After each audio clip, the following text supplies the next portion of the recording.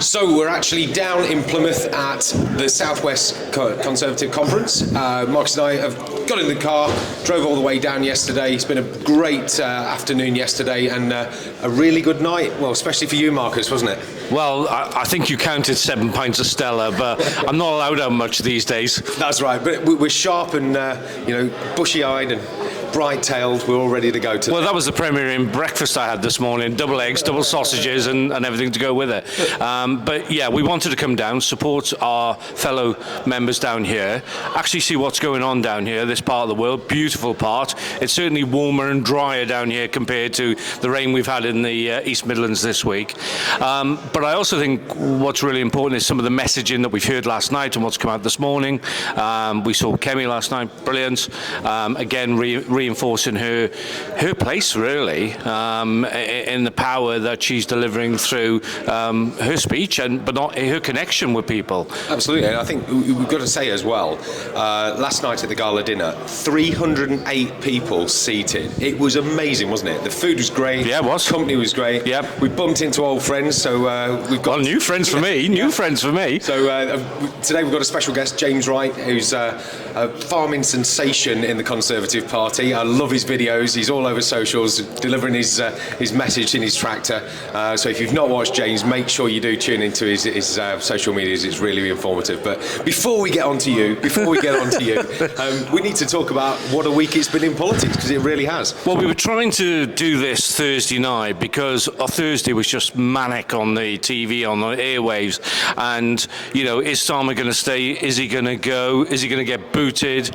And he's obviously used every mechanism that there is to stay in power, whether it's the police, the legal side of it, you name it. It's a delaying tactic. That's all he's done, is delay the inevitable, let's be straight. And I think everybody just wants him there till May. And to be fair, actually it will probably help us if he's there till May as well. I'm quite happy for him to stay for the next 2-3 years, to be fair. Because they can only get better from this, can't they? They can't get, so let's keep him in situ. Let's keep, if you've got playing a team, if you're playing football and you're playing a team and one of their star striker keeps scoring home goals, why the hell would you want him to be substituted? Let's leave him there for as long as possible. Okay, and one thing I'm going to tell you off, don't use that song, it can only get better. Do you remember what happened last time? But no, this week, I think the one thing that concerns me out of this is the taint, again, it puts on British politics. We are ordinary people who absolutely care passionately about this country and what goes on in the regions we live in. And then when you get this, which goes back obviously decades, it's just not right. And we come into the politics that we have because we want to do the right thing wherever the right thing looks like. And the optics on this, and I've used that word a lot this week, it's just simply crap. And there's no other word you can put it out of the English dictionary, and it sends the wrong signal, and it tars people. But I think that there's more to come. I think that there's going to be, and I'll touch on this because I can, but I think that out of this whole Epstein thing, there's going to be other people tainted, and we'll watch the news for that one. Absolutely. You can tell that there's a deafening silence around certain people at the minute, and I think it's going to blow the lid off politics in the UK. I really do. Yeah, I do. Let's move on to brighter things. Let's move on to farming, because like I say, we do have our Conservative farming celebrity, James Wright, with us today. So James, just introduce yourself to the listeners. Well, look, I'm elephant in the room. I'm not in the Epstein files. So, but look, I'm James Wright. I'm a first-generation farmer. I bought 2 pigs with my student loan 10 years ago. My wife and I are now lucky enough to own and rent a 160-acre farm up on Exmoor, which is in the southwest, and we farm beef, sheep, and children. So that's what I do. So, and obviously the Labour government have really helped you, further your business and get started. As a Conservative and as a farmer, I never thought I'd go on a protest, and I've been on more protests in the last 18 months than I have my entire life. Look, we got a partial U-turn. We beat Labour into partially getting rid of the family farm tax. But if you own a farming or manufacturing business or any family business that has over £5 million worth of assets, you will be paying inheritance tax on that. You will lose 20% of your productive value, and we've got to get that completely done. Conservatives are really clear. When we get back into government, we will get rid of all family business inheritance taxes. Whether it's a family farm or a family business, you should be able to pass that to the next generation without losing any of its productive capacity. Absolutely agree with you. Now, obviously, Marcus and I both live in rural areas. Nottinghamshire for Marcus, Leicestershire for myself. We talk about the farming situation. I know, obviously, you're in Sherwood. Well, I think one half of your well, actually, the front garden's in Sherwood constituency. The back is in Newark. It's hilarious, but that's brilliant. It's funny because a couple of years ago I stood for county councillor in Ollerton, as you know, which is absolutely in the heart of Sherwood. And one of the things I campaigned on was food sustainability. Get that out on a Saturday morning. Food sustainability, and it was about the use of renewable energy on farmlands. And, farmers are being forced down a certain road because of income. I'm more educated now than I was a few years ago on that. I got told off by a few farmers, don't go too headstrong, but there we are.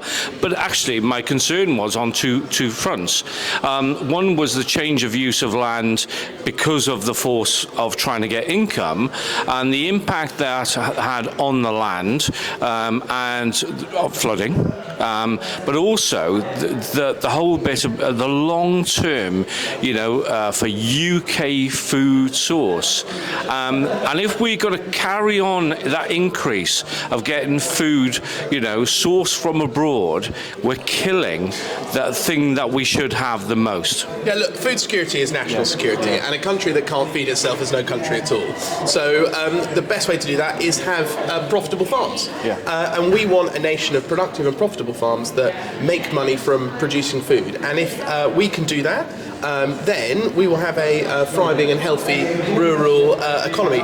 Right now, we have a situation where farmers have to diversify. They have to use their land for energy production, which is bad for the rural economy, but also means that we lose that our sovereign food security. So the policy work that Victoria Atkins and Robbie Moore, our shadow DEFRA team, are looking at is all about how do we get government out the way of these farms, how do we make sure they're getting paid properly for it, and how do we make sure they've got the confidence to invest to carry on producing the food, because that's what the British people want. Yeah. And if I can just pick up on this, because I've worked with Robbie Moore, and in 2023, Robbie was instrumental in supporting me through the Storm Babette and the impact it had on the East Midlands, which was devastating for many, many businesses. And you can see the power of his understanding of the industry, because exactly that's his livelihood, but actually what's required. And he's championing as much as you have been, and we saw the tractors in London when we were down there that day, and when your horns were all going off, and the messages cutting through, and that's why they've had to do the U-turn. I think there's you're in a page. I know I'm pulling your leg slightly about being a celebrity, but farming has almost been celebritized in the last few years, partly through Jeremy Clarkson, and everybody loves that program. It's really funny, but it's also very educational. But the other thing is as well, the way that you've been treated by this particular government has put it into mainstream homes. People are watching it on the TV daily, and they've got sympathy with you. And I've never known anybody, take an interest in farming as they do now. So I think that can only be a good thing for you guys. And yeah, look, I mean, Labour, they came out the blocks, and what did they attack? First they went for the pensioners with the winter fuel allowance, and then they came for the farmers, and then they come for everyone else. But you don't pick a fight with somebody that is in a children's book. If a child can understand what you are doing, you are winning. You are fighting a battle you cannot win. And Labour came in with no idea what they wanted to do, and it's been a disaster. So when we go back into government, which I am confident we will do, we need to have a plan, and that plan centres around productive, profitable farms and making the most of our rural economy. Don't forget, it's not just farming that's under attack now. We've got Labour who are coming after rural field sports like trail hunting, which is not actually hunting, it's following a scent led by a horse, and then also shooting, the shooting industry. The changes that Labour are proposing to the National Firearms Act will mean that many shoots, many clay pigeon shoots, driven shoots around the country will close. These employ thousands of people in our most rural areas, they have no idea what they're doing, and it will devastate the rural economy. I mean, Marcus and I are friends with several different shooting clubs. We're actually doing an event at Eaton Hall next week. Yeah, the boys at Eden Hall, brilliant. Right. You know, and that business was set up 18 months ago, and you know, you can see the industry lead all the way through. It's not just what happens on the day shooting a few clays.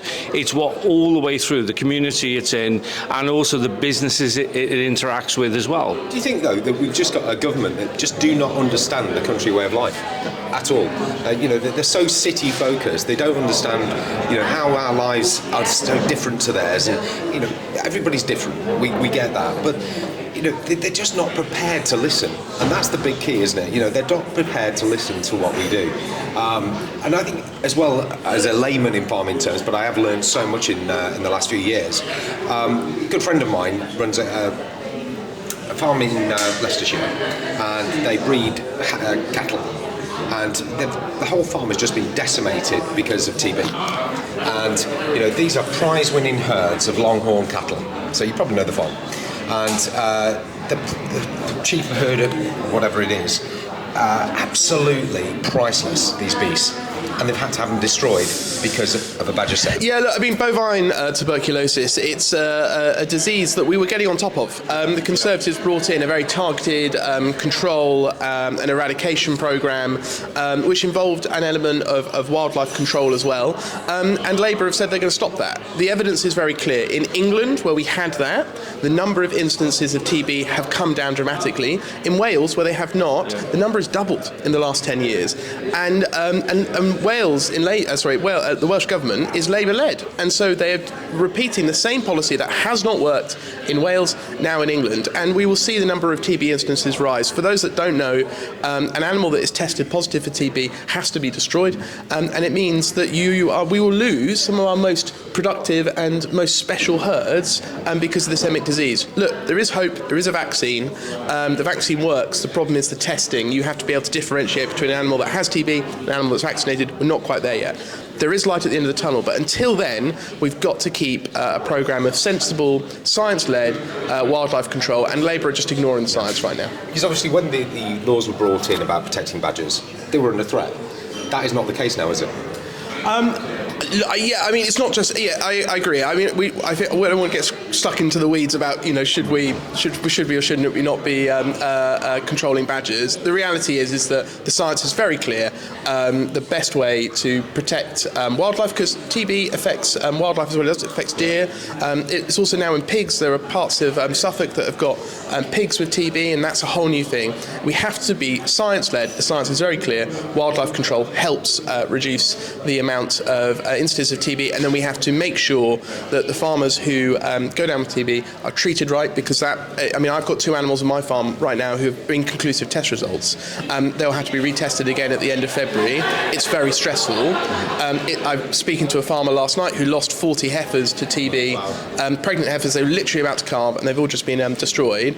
These are very, very stressful, and the way that government, the way that DEFRA works, it's a machine. They don't recognise that there is a human, there is an animal at the end of that piece of paper that they're sending out. So we've got to have humanity in all of this, because it is devastating for those who are affected. So I don't want to finish on a negative, James. You know, we're having a great weekend down in Plymouth. What positives are in farming world at the minute? Look, I mean, what's positive? I mean, look, beef's doubled in price in the last couple of years, and that's because the amount of farmers producing beef has fallen. But the British people want to buy our great food.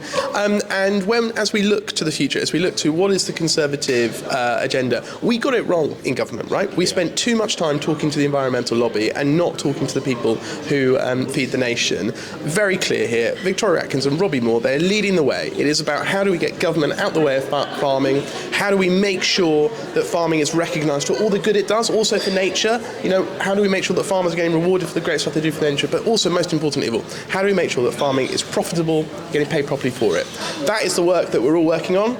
It's not an election now for another 2.5 years, but we are the only party who have a sensible plan for farming and for government, and I think we should be very excited about that. And can I just bring in here, because for me it's something that I'm working a lot on, which is the young people in industry, young people in farming. Across the East Midlands, there's a new stat come out from ONS data that 17.5% of 16 to 24-year-olds are unemployed today. Now, within the farming industry, I don't know the stats. I'm not going to put you on the spot today, but with all this pressure and with the pressure that you have and what we've talked about, how do you attract younger people into such an industry that's pivotal for this country? Oh, I actually don't think there is a problem in getting people to work on farms. So loads and loads of people who want to work in farming for the right kinds of businesses. There are always people that say, I can never attract people to work on my farm. I'm honest, it's probably because your farm is not very fun or enjoyable to work at. You probably don't pay very well and the conditions aren't very good. But for the great farms, they do find staff and they keep staff. The bigger problem I think we have in farming is how do you go from being a really bright, really competent 20-year-old to owning your own business in your lifetime? Because the amount of capital required to do that is literally millions of pounds, and you're earning 30 or 40,000 pounds. So we need to create a pathway where you can go from being a really competent business operator to being a business owner, and that is really exciting. But before we do that, we have to sort out the fundamentals. Well, we've about run out of time. It's about time for another cup of tea, isn't it, Marcus? Listen, I never say no to a cup of tea, you know my rule, and then we've got a long drive home. 4.5 hours long. There's a certain rugby match on this afternoon. Wales, have a tenner on it, yeah. Wales versus England, and I know where I stand. James, thank you so much for your time. Yeah, Really great, appreciate mate. it. Absolutely. Thanks very much. Yeah, brilliant.